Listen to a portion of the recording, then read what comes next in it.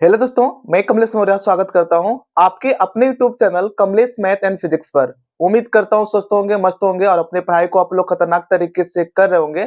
आज की क्लास में हम लोग एम्पियर के परिपथी नियम के बारे में चर्चा करने वाले हैं, जो आप लोग के एग्जाम में हर साल पूछता है। तो इस नियम को आप लोग अच्छे तरीके से आप लोग क्या करिएगा, देखिएगा। और यहाँ पे जो इसका प्रूफ है वो भी आप लोग के एग्जाम में पूछता है। तो आप लोग इस पूरे वीडियो को आप लोग अच्छे तरीके से देखिएगा आप लोग, और इस वीडियो को लाइक कर दीजिएगा आप लोग, और जो ये चैनल, इस चैनल को सब्सक्राइब कर लीजिएगा, ठीक ना। यहाँ पे हम लोग चर्चा करने वाले एम्पियर के परिपथी नियम के बारे में। तो जैसे आप लोग को पता है कि जब हम लोग स्थिर विद्युत्की को पढ़ रहे थे तो उसमें हम लोग गॉस के नियम के बारे में चर्चा किए थे। और गॉस का जो नियम है आप लोग देख पा रहे थे, तो वह स्थिर विद्युत्की में था।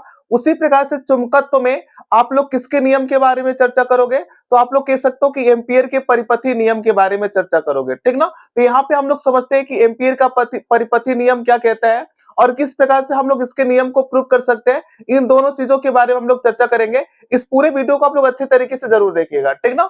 सबसे पहले हम लोग चर्चा करते हैं कि जो एम्पियर का परिपथी नियम है वह क्या कहता है। तो यहाँ पे ध्यान से देखिए, मैं यहाँ पे लिख चुका हूं आप लोग के सामने कि चुंबकत्व में एम्पियर का परिपथी नियम जो स्थिर विद्युत्की है उसमें गॉस के नियम के क्या है, समान है। जिस प्रकार से आप लोग स्थिर विद्युत्की में गॉस के नियम को आप लोग पढ़े हो या गॉस की प्रमेय को पढ़े हो आप लोग, सेम उसी तरीके से चुंबकत्व में आप लोग कह सकते हो कि जो एम्पियर का परिपथी नियम है गॉस के नियम के क्या है, समान है। जिस प्रकार से वहां पे स्थिर विद्युत्की में आप लोग गॉस के नियम को पढ़ रहे थे, सेम उसी तरीके से चुंबकत्व में आप लोग किसके नियम को पढ़ने वाले हो, आप लोग तो एम्पियर के परिपथी नियम को आप लोग पढ़ने वाले हो।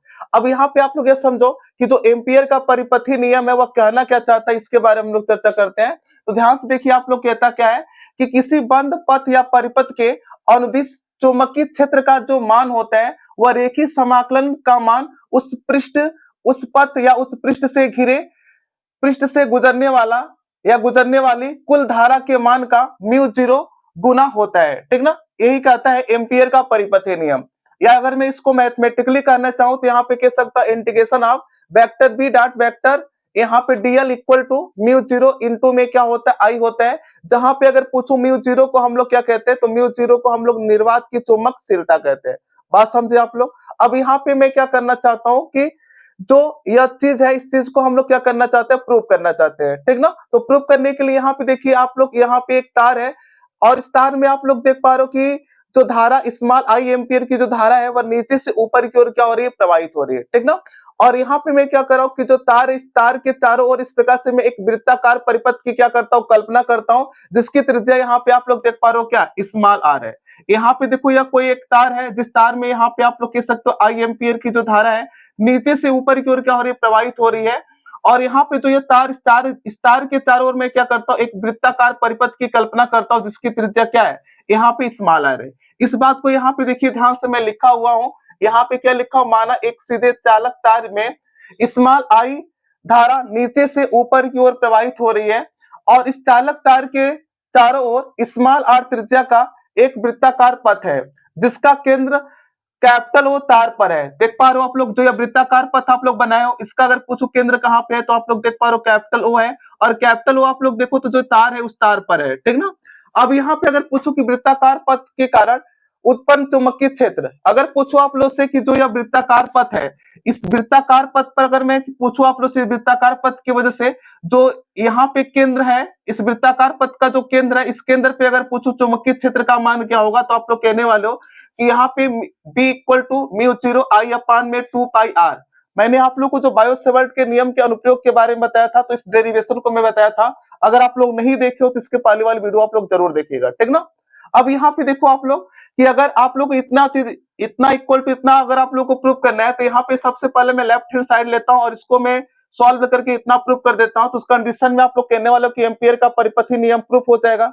तो यहाँ पे अगर पूछो आप लोग से कि close integration vector B dot, यहाँ पे वेक्टर डीएल, अगर पूछो vector A dot vector B equal to क्या होता है, आप लोग को अच्छे तरीके से पता है, vector A dot vector B equal to होता है ए बी कॉस थीटा होता है। तो सेम उसी फार्मूले से इसको क्या लिख सकते हो आप लोग, तो यहाँ पे क्लोज इंटीग्रेशन यहाँ पे क्लोज इंटीग्रेशन बी डीएल और कॉस थीटा हो जाएगा, जहां पे थीटा आप लोग कहने वाले हो कि जो बी है और जो डीएल उसके बीच का कोण है। अगर यहाँ पे आप लोग देखो तो चुंबकीय क्षेत्र की दिशा इधर की ओर होने वाली है और डीएल की भी दिशा इधर की ओर होने वाली है। इसका मतलब दोनों के बीच का जो कोण होगा वह कितना होगा, 0 डिग्री होगा।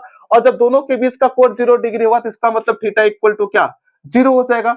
इसका मतलब जो थीटा, इस थीटा की जगह 0 डिग्री लिखोगे आप लोग, तो इसका मतलब B D L cos 0 degree. और आप लोग को अच्छे तरीके से पता है कॉस 0 डिग्री का मान क्या होता है, 1 होता है। इसका मतलब कॉस 0 डिग्री की जगह आप लोग रखोगे क्या, 1। और जो बी है वह क्या है, कांस्टेंट है। तो कि अगर मैं इस प्रकार से वृत्ताकार परिपथ बनाया हूं, तो इसके प्रत्येक बिंदु पर जो चुंबकीय क्षेत्र की तीव्रता होगी उसका मान तो समान होगा। तो इसका मतलब आप लोग कहने वाले जो बी है वो बी तो कांस्टेंट है, तो यहाँ पे बी को मैं क्या किया हूं, बाहर निकाल चुका हूं। और यहाँ पे क्लोज इंटीग्रेशन डीएल होगा। और यहाँ पे देखिए आप लोग, अगर मैं जिस प्रकार से यहाँ पे छोटा छोटा जो ये एलिमेंट है, इस एलिमेंट की जो लंबाई वो कह सकते हो आप लोग डीएल है। इसी प्रकार से आप लोग कह सकते हो छोटे छोटे एलिमेंटों से आप लोग कह सकते हो यह वृत्ताकार परिपथ बना हुआ है। तो इसका मतलब अगर पूछो इस वृत्ताकार पथ जो है या इसकी जो लंबाई होगी वह क्या होगी, तो आप लोग कहने वाले यह वृत्त की परिधि के बराबर होगी। और वृत्त की परिधि क्या होती है, 2 पाई आर होती है। इसका मतलब यहाँ पे मैं कह सकता हूँ close integration DL equal to क्या होगा, 2 पाई आर हो जाएगा। तो यहाँ पे जो इंटीग्रेशन आप यहाँ पे क्लोज इंटीग्रेशन डीएल है, इसकी जगह लिखोगे आप लोग 2 पाई आर। अब यहाँ पे बी इंटू में 2 पाई आर हो जाएगा। और बी का मान आप लोग को अच्छे तरीके से पता है कि बी इक्वल टू क्या होता है, बी इक्वल टू यहाँ पे देखिए आप लोग को पता है B equal to mu 0 I upon में 2 पाई आर होता है। तो बी की जगह mu 0 I upon 2 pi are रख लो। 2 पाई आर से 2 पाई आर की कहानी क्या हो जाएगी, समाप्त हो जाएगी। इसका मतलब म्यू 0 और इंटू में आई। यहाँ पे देख पा रहे हो close integration vector B dot यहाँ पे vector DL equal to mu 0 into में आई है। और इसी को हम लोग कहते हैं एम्पियर का परिपथी नियम। इस तरीके से आप लोग को एम्पियर का परिपथी नियम आप लोग को क्या करना था, प्रूव करना था।